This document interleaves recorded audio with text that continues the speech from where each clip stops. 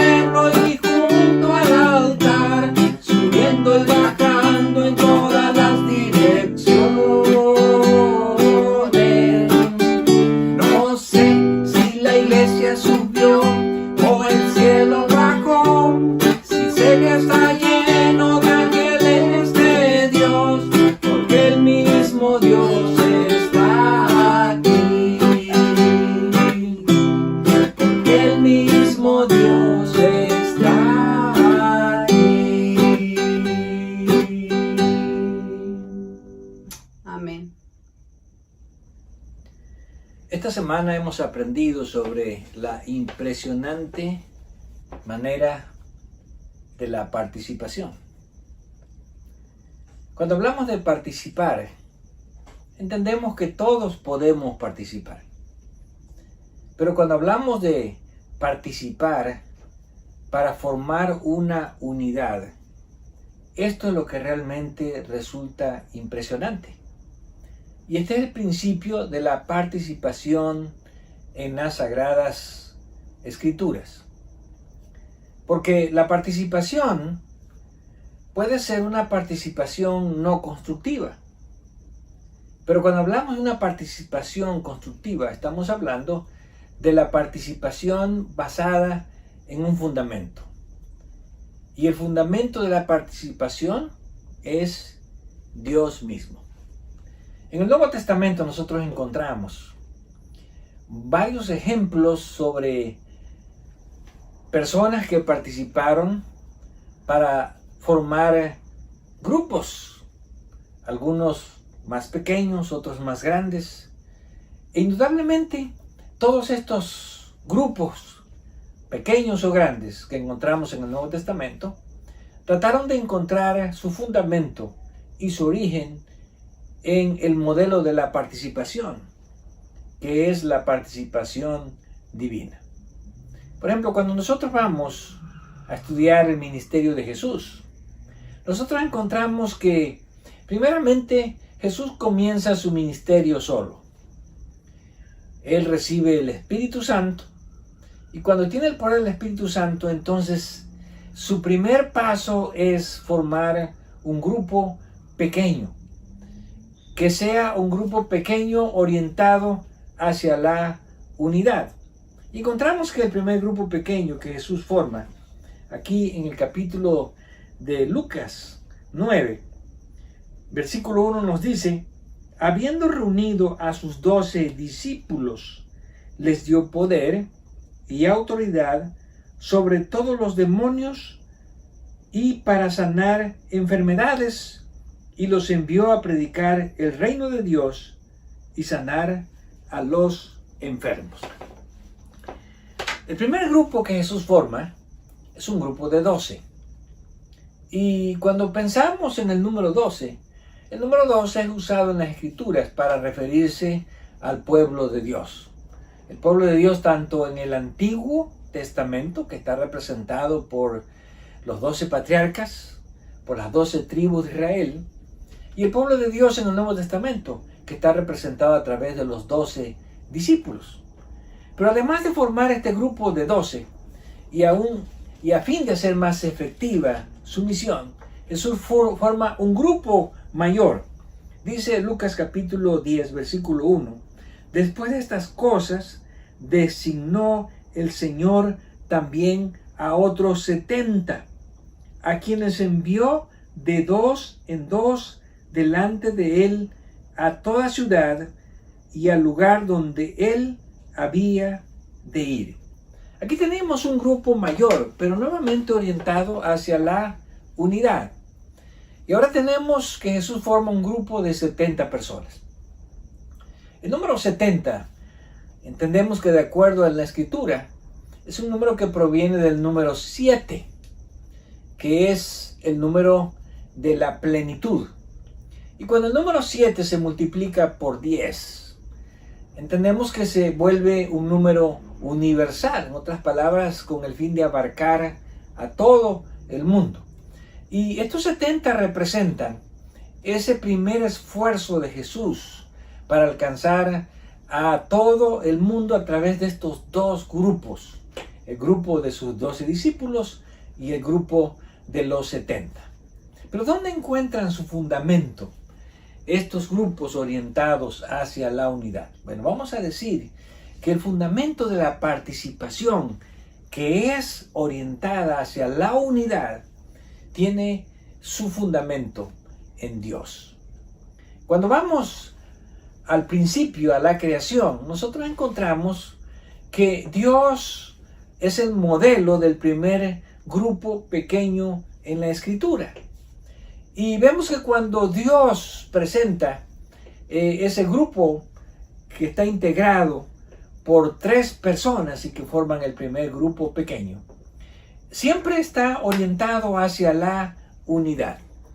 Y vamos a ver en el capítulo 1 del libro de Génesis, el versículo 26, nosotros encontramos que hay la primera referencia a la creación del hombre. Dice: entonces dijo Dios, hagamos al hombre a nuestra imagen, conforme a nuestra semejanza, y señoré en los peces del mar, en las aves de los cielos, en las bestias, en toda la tierra, y en todo animal que se arrastra sobre la tierra. Y creó Dios al hombre a imagen de Dios lo crió, varón y hembra los crió. En estos 2 versículos encontramos varios conceptos importantes. En primer lugar, cuando se dice Dios, nosotros leemos que en nuestra escritura en español, cuando se habla de Dios, se entiende como un singular. Y dijo Dios, otras palabras, dijo Dios un singular, refiriéndose, de acuerdo a nuestro punto de vista, a una persona. Pero cuando Dios dice hagamos, vemos que aquí el singular se convierte en un plural. Por lo tanto, el concepto de Dios, que aparentemente representaría una unidad, o matemáticamente representaría solamente una persona. No es el concepto que Dios está tratando de enseñarnos. ¿Por qué? Porque el término Dios en hebreo es el término Elohim. Y el término Elohim es un término plural. Pero es un término que cuando se aplica a Dios, se traduce de una manera singular. No decimos Elohim es igual a dioses refiriéndose a Dios, sino que decimos Elohim es igual a Dios. ¿Por qué? Porque apunta hacia una unidad. Cuando hablamos de una unidad, podemos estar hablando de más de una persona. Podemos estar hablando de 2, de 5, de 50, de 100, de 1000 personas, hablando acerca de la unidad. Por lo tanto, el concepto que nosotros aprendemos de la participación en la Escritura desde el mismo comienzo es que la participación plural de muchos se basa en una unidad. Y esto lo encontramos en Dios. Dijo Dios, singular, hagamos, plural. Este mismo concepto se repite nuevamente aquí en Génesis capítulo 3, donde encontramos en el versículo 22 la siguiente declaración. Y dijo Jehová Dios, he aquí, el hombre es como uno de nosotros, sabiendo el bien y el mal. En esta declaración nuevamente encontramos que Dios, que para nosotros es singular, se refiere acerca del hombre y dice, ahora el hombre es como uno de nosotros. Otra vez el singular se convierte en un plural. Pero este concepto de Dios nos enseña que cuando hablamos de Dios, no debemos entenderlo como un singular refiriéndose a una persona, sino debemos de entender el concepto de Dios como un singular refiriéndose a una unidad. Porque si fuera una persona, Dios no podría decir hagamos, no podría decir nosotros, sino que cuando habla de Dios en un singular, se está refiriendo a una unidad. Y como ya dijimos, una unidad puede estar formada por 2 o muchas personas. Nuevamente, cuando vamos al capítulo 11 de Génesis, encontramos este mismo concepto. Y ahora este concepto se aplica tanto a los hombres como también a Dios. Y el versículo 6 dice, y dijo Jehová, he aquí el pueblo es uno. Bueno, aquí encontramos que pueblo es un plural, porque son mucha gente, pueden ser miles de personas. Pero uno es singular. Pueblo es un plural que se refiere a muchas personas, pero uno es un singular que no se refiere a una persona, sino a una unidad. Por lo tanto, el concepto de participación es un concepto que resulta asombroso cuando se concentra o se dirige hacia una unidad. Lo importante no es que seamos muchos o cuántos seamos, sino lo importante es que formemos una unidad, que estemos unidos. Y seguimos leyendo el versículo 7. Ahora pues, Jehová dice, descendamos y confundamos allí su lengua. Nuevamente, el concepto de Dios se convierte en un plural. Descendamos, plural, confundamos, plural. Ahora, este concepto que podemos decir es el modelo de la participación, no solamente un concepto que trata de enseñarnos que en una unidad hay más de una persona, sino un concepto que trata de enseñarnos que en una unidad hay una participación no exclusiva, sino una participación inclusiva. Por ejemplo, cuando vamos al libro de Deuteronomio y vamos a buscar en el libro de Deuteronomio, en el capítulo 6, y vamos a leer el versículo 4. Aquí tenemos una declaración muy importante sobre el concepto de unidad en Dios. Y nos dice, oye Israel, Jehová nuestro Dios, Jehová uno es. Alguien podría creer que aquí cuando dice Jehová nuestro Dios, Jehová uno es, se refiere a que Jehová es una persona. Y esto ha llevado a algunos estudiosos de las Escrituras a concluir de que en Dios solamente existe una persona, que ha tomado diferentes formas en diferentes tiempos, pero que es una persona. Pero cuando aquí se presenta el concepto de Jehová nuestro Dios, Jehová uno es, no se refiere a que Jehová es una persona, sino que a que Jehová es una unidad. Más de una persona, en este caso entendemos que son tres personas en una unidad. Pero cuando hablamos de unidad, no solamente tenemos que hablar de un concepto de unidad donde, bueno, estamos juntos. No, sino que es un concepto donde no solamente estamos juntos, sino que entendemos la unidad como un concepto inclusivo, no como un concepto exclusivo. ¿Por qué decimos como un concepto inclusivo y no como un exclusivo? Porque, por ejemplo, cuando se construye un edificio, para la construcción de un edificio se necesitan muchas personas. Se necesita un arquitecto que lo diseñe, se necesita un ingeniero que es el encargado de la estructura, se necesita un maestro de obras que es el encargado de la construcción y se necesita muchos trabajadores que son los que van a participar en la construcción. Así que si un día llega el arquitecto y dice yo hice este edificio, ¿será que está dando la orientación, el concepto correcto de la construcción?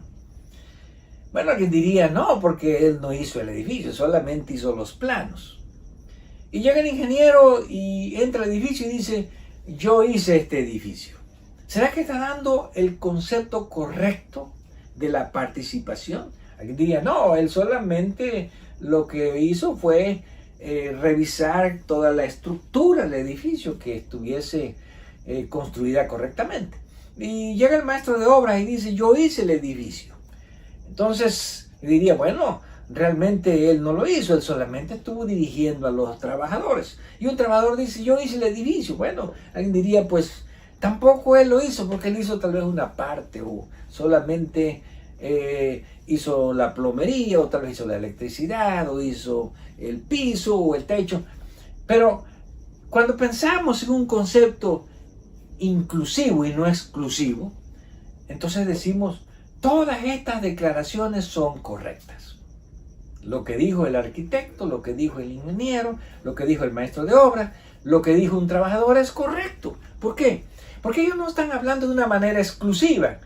El arquitecto no está diciendo, cuando dice el edificio, no está diciendo, bueno, solamente yo lo hice y nadie más participó en la construcción.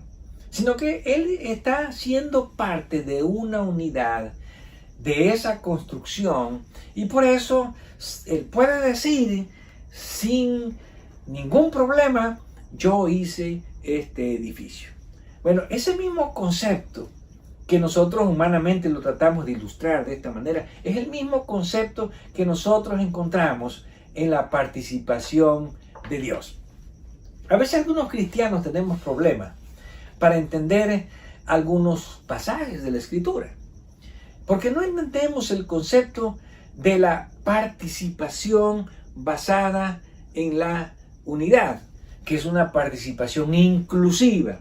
Cuando digo yo hice esto, no quiere decir que yo esté excluyendo a otras personas, sino que yo soy parte de la unidad que está haciendo, que está logrando un propósito, un objetivo. Y algunos cristianos tenemos problemas porque decimos, bueno, es que el que hizo todas las cosas, el que hizo el universo, el que creó la vida, el que creó al hombre, fue Dios el Padre, porque encontramos un versículo donde Dios dice que Él fue el que lo hizo. Y alguien puede decir, no, pero acá dice que fue Jesús, y que fuera de Jesús nadie más hizo, solamente Él. Y alguien encuentra que es el Espíritu Santo. Entonces, cuando leemos estos conceptos, algunos cristianos nos confundimos. Y algunos, pensando de una manera exclusiva, decimos, no, el único que creó todo fue Dios. Y otros, pensando de la misma manera exclusiva, puede decir, el único creador de todo es Jesús. O el único creador de todo es el Espíritu Santo. Pero cuando pensamos de una manera inclusiva, estamos correctamente diciendo que Jesús puede atribuirse la creación a Él. El Padre puede atribuirse la creación a Él y el Espíritu Santo puede atribuirse la creación a Él. Ahora, este es un concepto que nosotros encontramos en la Escritura y que si lo entendemos correctamente, podemos encontrar entonces que lo asombroso de participar no es solamente ser parte de un grupo, sino de una manera inclusiva formar una unidad, que es el modelo que nosotros tenemos en Dios. Y vamos a ver cómo este modelo que tiene su origen en Dios, lo encontramos en la Escritura, hablando acerca de la creación del universo y también de la creación del hombre. Y vamos al libro de Isaías.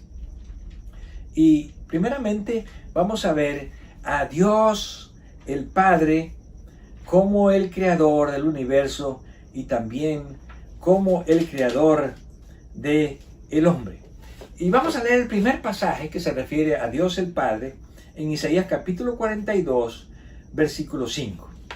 Así dice Jehová Dios, creador de los cielos y el que los despliega, el que extiende la tierra y sus productos, el que da aliento al pueblo que mora sobre ella, y espíritu a los que andan en ella. En este pasaje se está atribuyendo que Dios es el creador de los cielos y el que da espíritu de vida a los hombres. Así que alguien puede pensar, bueno, Dios exclusivamente fue el creador y nadie más. Y tenemos otro pasaje refiriéndose a Dios como el creador, también aquí mismo en Isaías capítulo 45, versículo 12. Y el versículo 11, tomando como contexto, dice, así dice Jehová, el Santo de Israel y su formador, preguntadme las cosas por venir, mandadme acerca de mis hijos y acerca de las obras de mis manos. El que está hablando aquí es Dios, es Jehová. Yo hice la tierra y crié sobre ella al hombre. Yo, mis manos, extendieron los cielos y a todo su ejército mandé. Aquí vemos que en este pasaje, quien se atribuye la creación de los cielos, quien se atribuye la creación del hombre, es Dios el Padre. Y excluye de esa manera Dios a las otras personas de la divinidad. O es una forma inclusiva de presentar a Dios como el creador de los cielos, el creador de la tierra y el creador de los hombres. Bueno, vamos a ver que no podemos poner aquí a Dios de una manera exclusiva, como excluyendo al Espíritu Santo y a Jesús y atribuyéndose solamente a Él la creación de los cielos, del universo y del hombre, sino que Dios aquí se presenta de una manera inclusiva, donde Él es parte de la unidad que participa en la creación y no de una manera exclusiva donde Él es el único creador de todas las cosas. Y vamos a ver ahora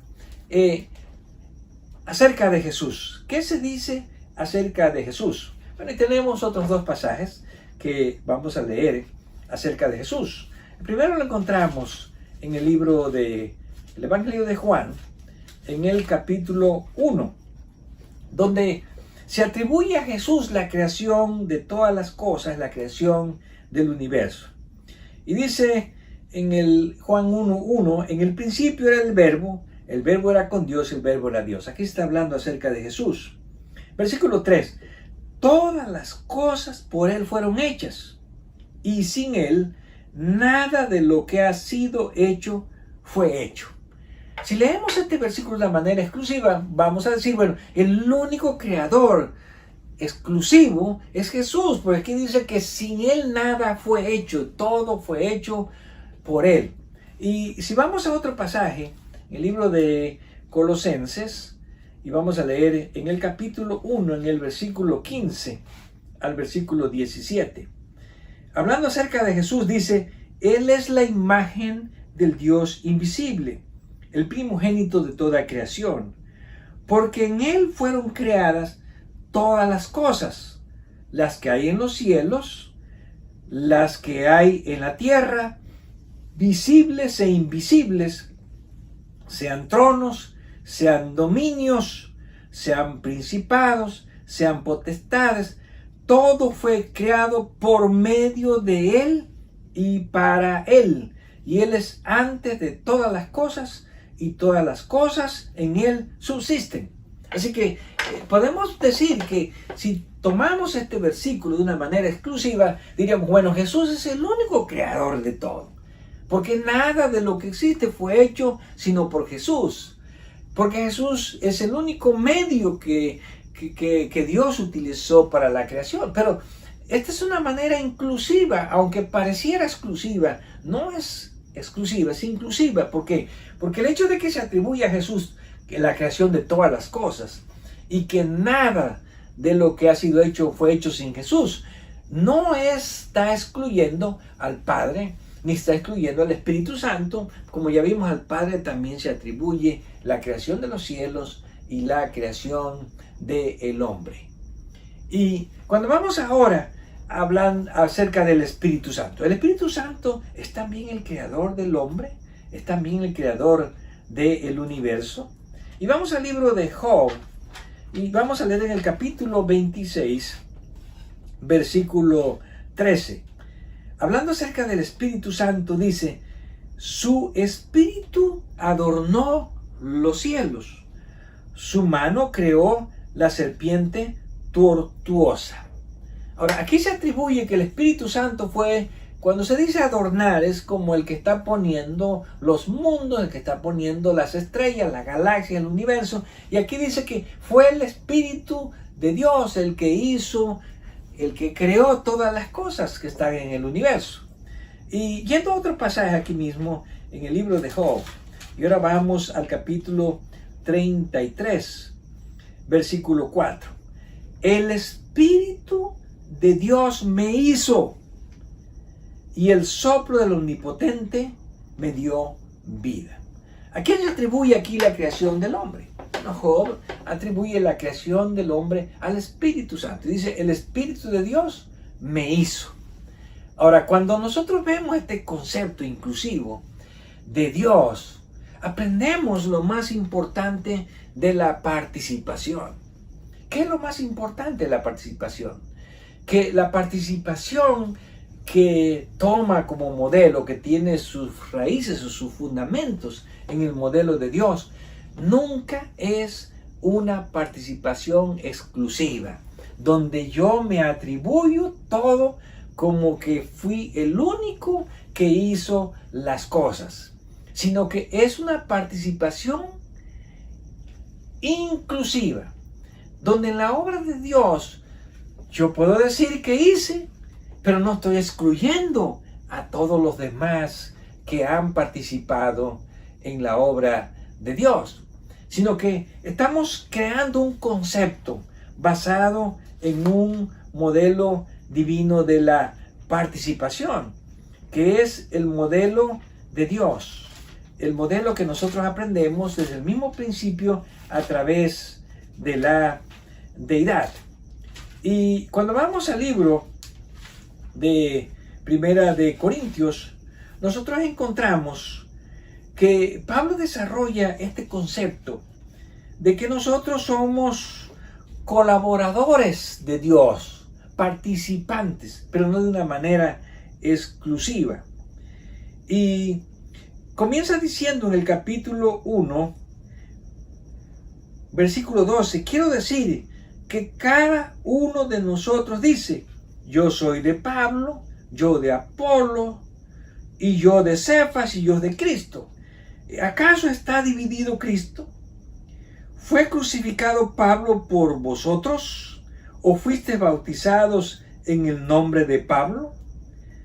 Doy gracias a Dios que a ninguno de vosotros ha bautizado, sino a Crispo y a Gayo. Aquí encontramos que Pablo está presentando el concepto de la participación no dividida, sino la participación que encontramos en la unidad. Y este mismo concepto en el capítulo 3 lo vuelve a presentar de la siguiente manera. Versículo 4, capítulo 3. Porque diciendo el uno, yo ciertamente soy de Pablo, y el otro, yo soy de Apolos, ¿no sois carnales? ¿Qué pues es Pablo y qué es Apolos?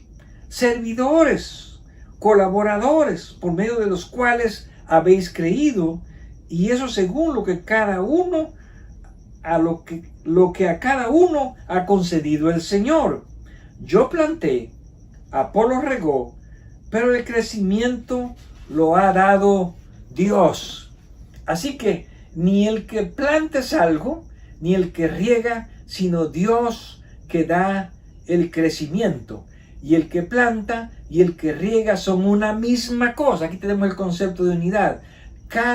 Aunque cada uno recibirá su recompensa conforme a su labor. Y termina diciendo, porque nosotros somos colaboradores o participantes de Dios, y vosotros sois labranza de Dios, edificio de Dios.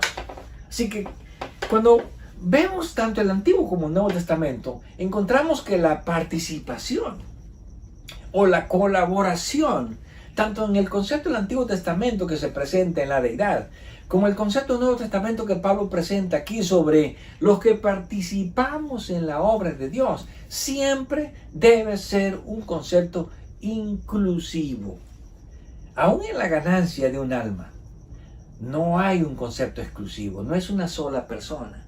Hay muchas personas que participan en la ganancia de un alma. Desde aquel que va y le hace un contacto, lo invita a la iglesia, o el que lo trae a la iglesia, el que le da estudios bíblicos, el que lo prepara para el bautismo, el que lo bautiza, y aún el que después del bautismo lo sigue instruyendo para convertirlo en un discípulo de Jesús. Por lo tanto, preguntamos o decimos, ¿qué es lo más maravilloso de la participación? Lo más maravilloso de la participación es seguir el modelo de Dios en la participación.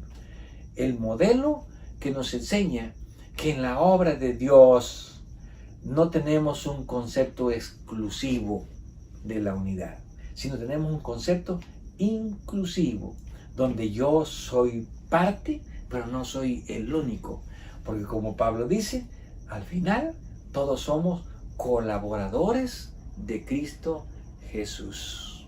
Que sigamos este modelo y que este modelo nos ayude a cambiar nuestros conceptos de la unidad en la obra de Cristo y nos lleve al verdadero concepto de la participación que tiene su origen en Dios, donde nosotros hacemos la obra de Dios, pero de una manera no exclusiva, sino de una manera inclusiva, porque somos unos, porque somos participantes, porque somos colaboradores en Cristo Jesús, en Dios el Padre y en el Espíritu Santo. Feliz sábado, queridos hermanos, familia y amigos. ¿Qué significa ser justificados? En la Escritura, un texto, un capítulo y hasta un libro no son suficientes para explicarlo todo. Por lo tanto, apenas comenzamos este estudio con el tema piedra de tropiezo y roca de caída con el pastor Rubén Tenorio. La alabanza en los labios de la hermana Marta Santos. Pensaba en ti.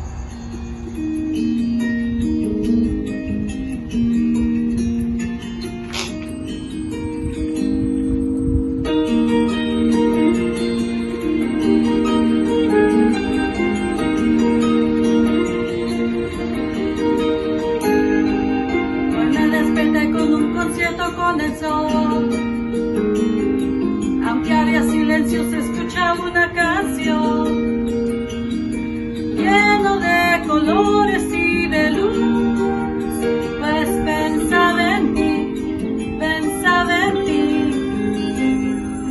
fueron melodías que escuchó mi corazón, la creación aquí cantaba un mismo don, anunciando al Rey de la creación, pues pensaba en ti, uno mi voz al concierto de voces te canto, te quiero adorar, canto de tus maravillas, tu misericordia, de tu gran amor. Quiero con esta canción y desde mi corazón darte el honor.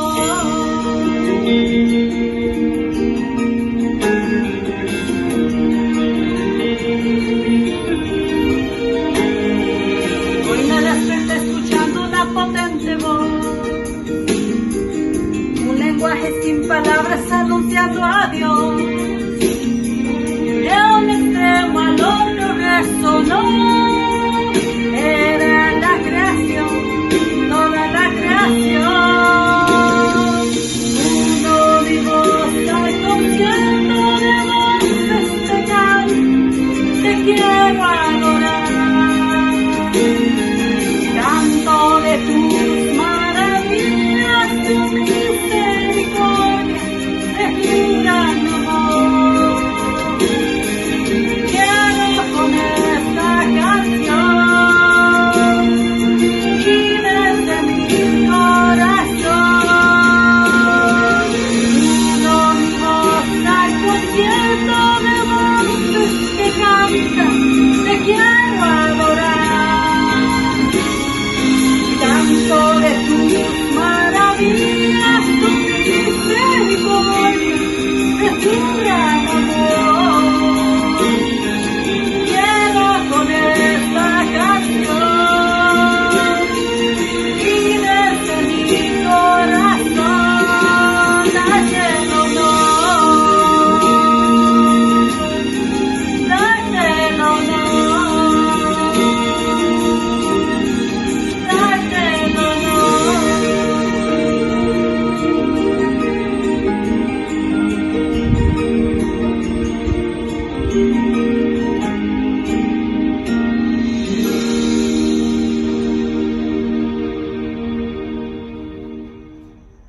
Nuevamente nos encontramos ante el importante tema de la salvación.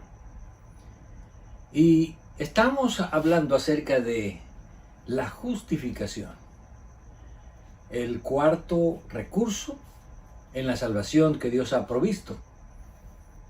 Y cuando Pablo presenta este nuevo concepto de justificación, Pablo toma dos principales aspectos que tienen que ver con la salvación.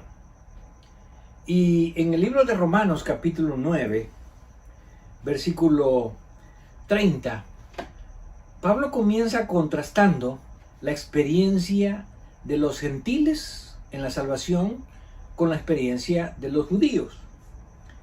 Y dice, ¿qué pues diremos? Que los gentiles que no iban tras la justicia han alcanzado la justicia, es decir, la justicia que es por la fe. Mas Israel, que iba tras una ley de justicia, no la alcanzó. Así que aquí tenemos la experiencia de los gentiles que no iban exactamente tras la salvación, pero que repentinamente ellos encontraron que a través de la fe podían obtener la salvación. Sin embargo, los judíos que por tantos años habían estado tratando de alcanzar esa salvación, finalmente no la alcanzaron.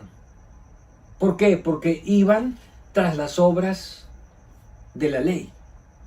Entonces, para presentar estos dos aspectos, Pablo utiliza una ilustración, que es la ilustración de la piedra y la roca. Y dice en el versículo 32 y 33, ¿por qué? ¿Por qué no alcanzaron la salvación? Porque iban tras ella no por fe, sino por las obras de la ley, pues tropezaron en la piedra de tropiezo.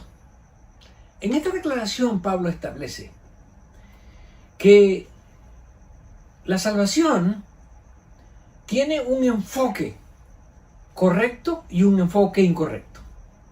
El enfoque correcto es ir tras la salvación solo y únicamente por fe. Y el aspecto incorrecto es ir tras la salvación por medio de las obras de la ley. De tal manera que el hecho de no ir correctamente en el camino de la salvación y de seguir o establecer nuestro propio camino en la salvación nos lleva a lo que Pablo presenta como tropezar con la piedra de tropiezo. Ahora, Pablo va a utilizar aquí dos figuras en el siguiente versículo. Como está escrito, he aquí pongo en Sión piedra de tropiezo y roca de caída. Ahora, cuando Pablo presenta el aspecto de una piedra de tropiezo y de una roca de caída, ¿cómo debemos entenderlo? En primer lugar, la piedra de tropiezo no es que Dios haya puesto una piedra para que los seres humanos tropiecen y no se salven, así como ponerle un estorbo en el camino, sino que es una consecuencia de no seguir correctamente, de no orientar correctamente nuestra salvación. ¿Por qué? Porque la piedra que Pablo presenta aquí como piedra de tropiezo, y que en griego se utiliza el término litos, realmente se refiere a una piedra cortada para la construcción. Un lito no era una piedra que se ponía en el camino para que las personas tropezaran, sino más bien eran piedras que se utilizaban, que se cortaban para ponerlas como fundamentos, como bases en las construcciones de aquellos tiempos. Por lo tanto, piedra de tropiezo no es el propósito de Dios por el cual está allí esa piedra. Al contrario, esa piedra fue puesta por Dios para poner el fundamento de la salvación, así como se ponía el fundamento de un edificio. Pero Pablo también menciona aquí roca de caída. Y la palabra roca viene de un término griego distinto, que es petra. Y se refiere no a una piedra cortada, sino a una gran roca, a un monolito que no puede ser quitado del lugar donde fue puesto. Ahora, cuando se utiliza esta figura de piedra de tropiezo y roca de caída, ¿será que significa lo mismo o tiene un significado diferente?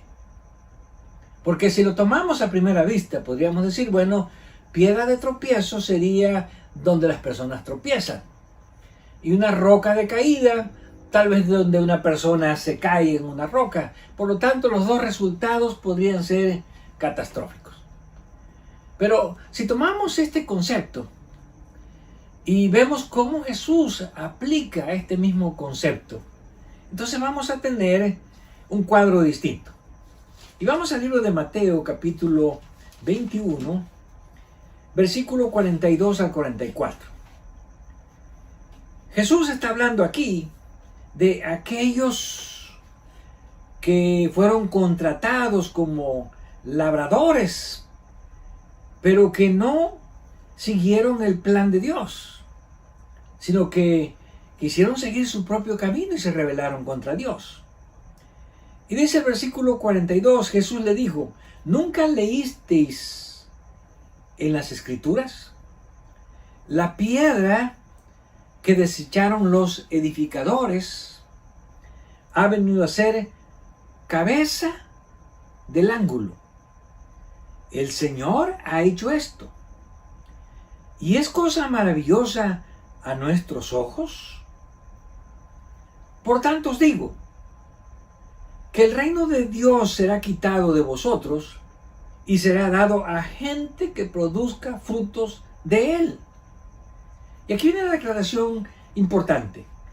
Y el que cayere sobre esta piedra será quebrantado, y sobre quien ella cayere le desmenuzará. Ahora, Jesús está aquí presentando este mismo aspecto, y Jesús utiliza la piedra como el fundamento principal, como el fundamento o la piedra angular de un edificio. De tal manera que podemos decir que Jesús está presentando aquí dos aspectos que tienen que ver con esta piedra. Y primeramente él dice: el que cayere sobre esta piedra será quebrantado. Ahora, ¿esto es un sentido negativo o esto es un sentido positivo? Bueno, podemos decir que Jesús está presentando un sentido positivo y está ilustrando aquí a aquellas personas a quienes les será entregada la viña del Señor para que produzcan frutos. Luego dice que sobre quien caiga esta piedra será desmenuzado. Podemos decir que este sí es un sentido negativo, una catástrofe, y se refiere a aquellas personas que tuvieron el reino de Dios en sus manos y que no produjeron frutos para el reino de los cielos, y por lo tanto Dios los desquebrajó. ¿Pero qué significa que el que cayere sobre ella será quebrantado?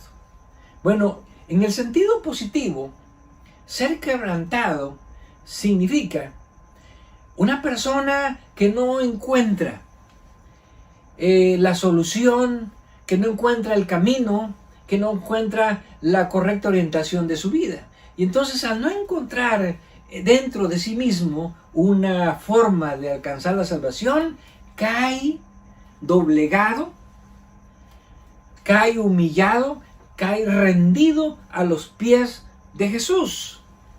Y en este sentido, positivamente, la persona que cae sobre la roca, que aquí representa a Jesús, porque Jesús se representa a sí mismo como esa piedra, entonces es quebrantado. ¿Por qué? Porque se doblega, porque se humilla, porque se rinde a Jesús. Y esto va a ser precisamente no para su perdición, sino para su salvación. Pero aquellas personas que se apartan de Dios, que tratan de elaborar su propia manera de salvarse, entonces están representadas en las personas a quienes la piedra les cae y los desmenuza, los desbarata, los hace pedazos.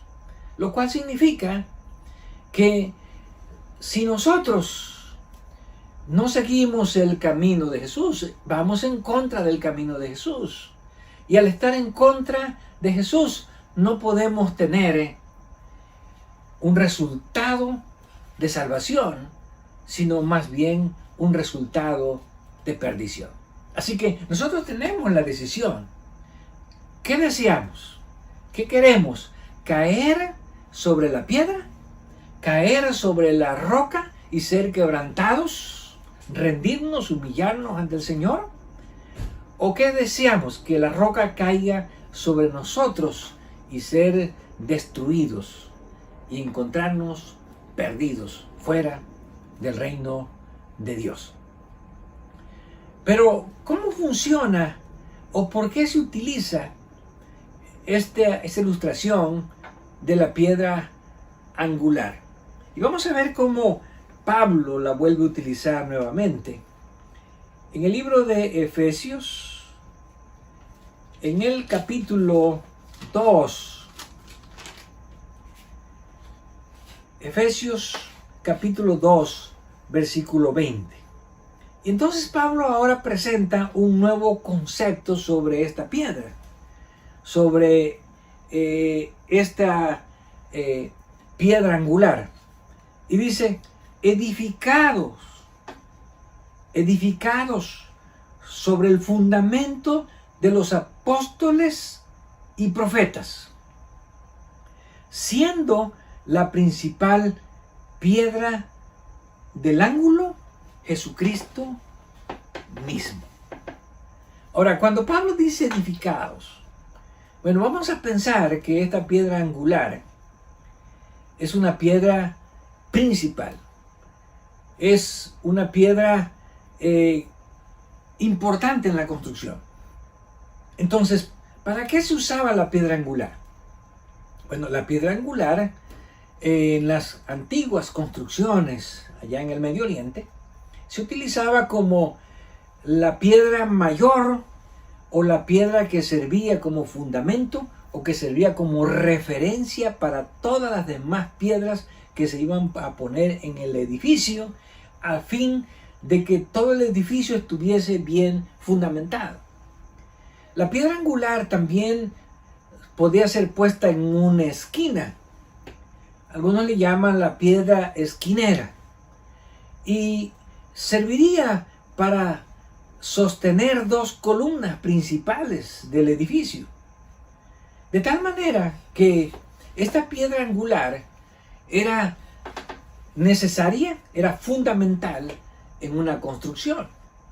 Ahora, esta piedra que estaba puesta, que generalmente era una piedra grande, que estaba puesta sobre la base del edificio, sobre esa piedra tenían que, vamos a decir, caer las otras piedras que iban a ir conformando el edificio. Así que en este sentido, al decir que caen unas piedras sobre la piedra principal, quiere decir que las piedras principales, quiere decir que las otras piedras que no son principales, en este sentido, se acomodan y se someten a la piedra principal de la construcción o a la piedra angular de la construcción. Ahora, ¿quién es esa piedra angular? Es Jesucristo. ¿Por qué Jesucristo es la piedra angular? Porque Jesús es el que pone el fundamento para la salvación de las personas. Porque Jesús es el único que puede establecer los términos de la salvación. Porque Jesús es el único que puede ofrecer la salvación. Porque Jesús es el único que muestra cuál es el camino hacia la salvación. Así que en este sentido podemos decir que todas las demás piedras se someten a esta piedra principal para formar una construcción fundamental, una construcción segura. Pero, ¿quiénes son las otras piedras que están puestas cerca de la piedra principal? Bueno, Pablo dice que son los profetas y los apóstoles. ¿Por qué? Porque los profetas y los apóstoles recibieron la inspiración de Dios y ellos recibieron la palabra de Dios para compartirla, y en la palabra de Dios que ellos expresan, ahí viene la salvación ofrecida a todos los hombres. En otras palabras, los escritos, los profetas ofrecen la salvación. Los escritos, los apóstoles ofrecen la salvación. Y entonces, en ese sentido, se acomodan a la piedra principal, porque ofrecen la salvación en la manera correcta, en la forma bien orientada. Ahora, sobre ese fundamento que está puesto, que es la piedra angular que es Jesús, las otras piedras del fundamento que son los profetas y los apóstoles, ¿quiénes más son puestos allí. Dice el versículo 21, en quien todo el edificio, bien coordinado, va creciendo para ser un templo santo en el Señor, en quien vosotros también sois juntamente edificados para morada de Dios en el Espíritu. Así que nosotros no podemos salirnos fuera de este esquema de construcción, de esta estructura de la construcción. Tenemos que caer también sobre ese fundamento si queremos alcanzar la salvación. En otras palabras, tenemos que nosotros acomodarnos, tenemos nosotros que aceptar los términos y las condiciones de la salvación establecida por Jesús y establecida por los profetas y por los apóstoles. Al acomodarnos nosotros a esta salvación, al aceptar esta salvación, entonces nosotros nos constituimos también en parte de ese edificio que Pablo lo presenta como una morada o un templo de Dios o un templo del Espíritu Santo. Ahora, Pedro también toma esta piedra angular como una ilustración para presentar que todo aquel individuo que no se somete a las condiciones de la salvación que Jesús establece, va a tener que sufrir que la piedra caiga sobre él. Pero todas aquellas personas que aceptan la salvación, que se someten a los términos que Jesús ha puesto para la salvación, entonces caerán sobre esa piedra angular y al ir cayendo se irán acomodando a este edificio que formará el templo de Dios y el templo del Espíritu Santo. Y entonces Pedro hace una amonestación de la siguiente manera, 1 Pedro 2:4, acercándose a él. ¿Quién es él? Jesús, piedra viva, desechada ciertamente por los hombres, mas para Dios escogida y preciosa. Cuando una persona quiere establecer la salvación de acuerdo a su propia forma, de acuerdo a su propio método, de acuerdo a su propia manera, entonces esta persona se está apartando y está rechazando la piedra principal, el fundamento principal de la construcción, que es Cristo Jesús. De ahí que es importante que nosotros aceptemos la salvación tal y como Jesús la presenta. Y que Pablo la expresa como teniendo como un único fundamento la fe. ¿Qué significa la salvación por la fe? Significa que nosotros no podemos acreditar nada para nuestra salvación. Nosotros no podemos decir que ganamos algo que lo vamos a poner como crédito para nuestra salvación. En otras palabras, nosotros no podemos hacer realmente nada para ganar nuestra salvación. La salvación la recibimos únicamente cuando tenemos fe en Cristo Jesús. Y por eso el ejemplo de los judíos, que ellos hicieron tantas cosas, ellos elaboraron tantos ritos, ellos seguían tantas leyes, trataban de obedecer tantas normas, y con todo esto perdieron la salvación. Y los gentiles, que nunca habían labrado la salvación de esta manera, por el hecho de haber tenido fe y saber que ellos no podían ofrecer nada para su salvación, ellos fueron finalmente los que la recibieron, porque ellos cayeron sobre el fundamento principal que es Cristo Jesús. Fueron quebrantados ante la piedra angular que es Cristo Jesús. Y sigue Pedro diciendo, vosotros también, como piedras vivas, sed edificados como casa espiritual y sacerdocio santo, para ofrecer sacrificios espirituales aceptables a Dios por medio de Jesucristo. Ahora, ¿cuál es el aspecto principal, de acuerdo a lo que Pablo presenta en este versículo de la salvación? Pedro nos dice, Jesús es una piedra viva.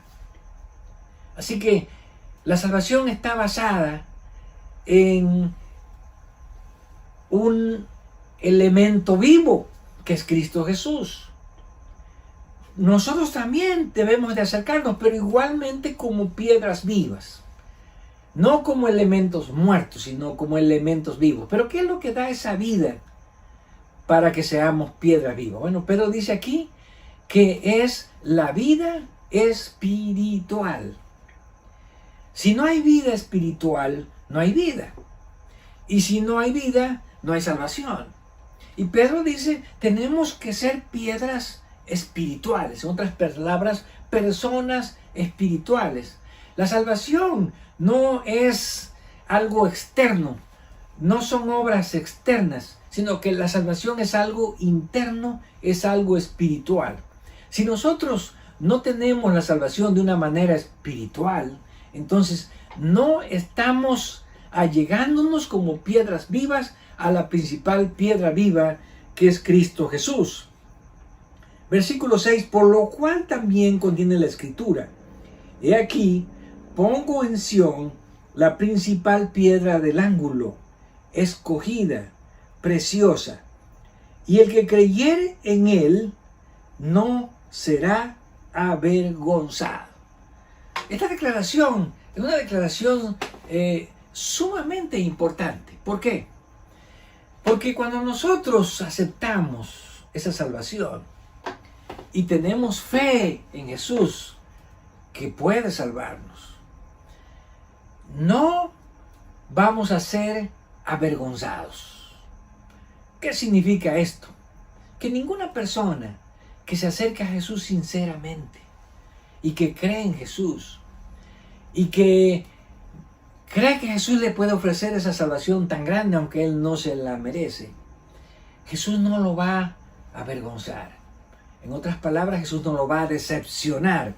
No hay decepción para aquellos que sinceramente, que humildemente, que aún sabiendo que no tienen nada que ofrecer, van y buscan la salvación en Cristo Jesús. Por eso dice, el que creyere no será avergonzado. Como dijo Jesús, el que a mí viene, yo no le echo fuera.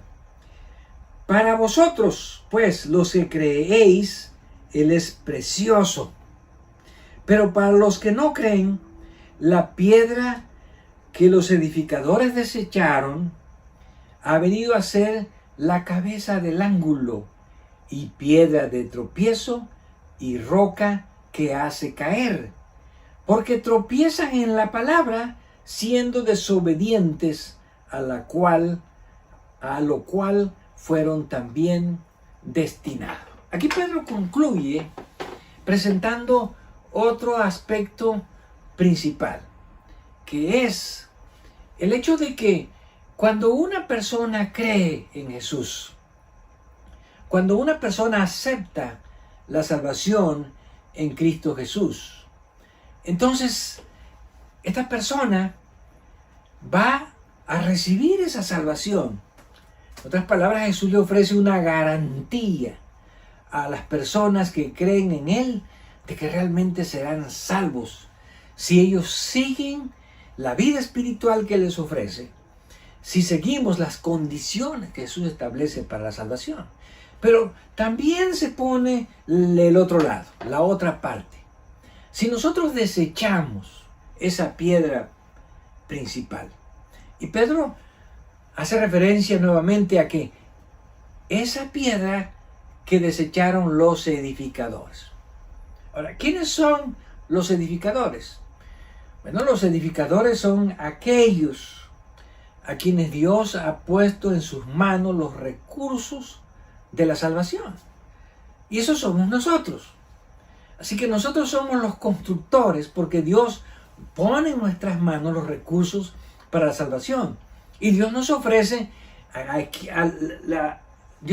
la piedra angular, la piedra principal. Dice, mire, aquí está la piedra angular. Si ustedes la ponen como edificadores, entonces se estarán fundamentando sobre una fundación que los llevará a que ustedes puedan tener la salvación, la vida eterna. Pero si ustedes desechan esta piedra, pensando en que pueden poner una piedra distinta, un fundamento distinto, entonces ustedes estarán siendo aplastados por la piedra. Estarán siendo aplastados por la roca. ¿Por qué razón?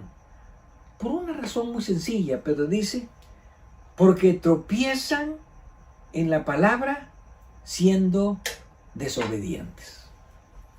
Y esta última parte es sumamente importante. Tropezar con la palabra significa que nosotros queremos salvarnos, pero no aceptamos la palabra de Dios. Nosotros deseamos salvarnos, pero no aceptamos la forma en que Dios nos ofrece la salvación. Tratamos de establecer nuestra propia forma de salvarnos. Y Pedro dice, esto significa que somos desobedientes a la palabra de Dios. Por lo tanto, podemos decir que la salvación Dios la ha presentado de una forma muy simple. Dios la ha presentado de forma gratuita. Dios la ha presentado como al alcance de todos los seres humanos de una manera sencilla. Pero la única condición es que aceptemos la forma en que Dios presenta la salvación aquí en su palabra. Esa es la forma correcta, esa es la forma de Dios y esa es la única forma en que nosotros podemos alcanzar esa salvación cuando creemos en la palabra de Dios, cuando creemos en Cristo Jesús y cuando obedecemos o seguimos esa forma de salvación. Que no seamos como el pueblo de Israel, que quiso establecer su propia forma de salvarse, sino que, así como los gentiles, aunque nos sentimos indignos de la salvación, aunque sabemos que no podemos ofrecer nada para esa salvación, aunque sabemos que tenemos que depender absolutamente de Jesús para esa salvación, de esa manera, al rendirnos ante Cristo, al doblegarnos ante Jesús, entonces caemos sobre esa piedra angular. Y al caer somos puestos como piedras vivas para edificar una casa espiritual, que significa la vida espiritual del cristiano, que es la única forma como podemos alcanzar la salvación. Que Dios permita que nuestra salvación no sea una forma externa, que nuestra salvación no sea un formalismo externo, sino que nuestra salvación sea el deseo interno, el pensamiento, el corazón, de una manera interna, para que sinceramente pidamos a Dios esa salvación, podamos obtenerla y podamos caer sobre esa roca principal para ser piedras vivas en el reino de Cristo Jesús.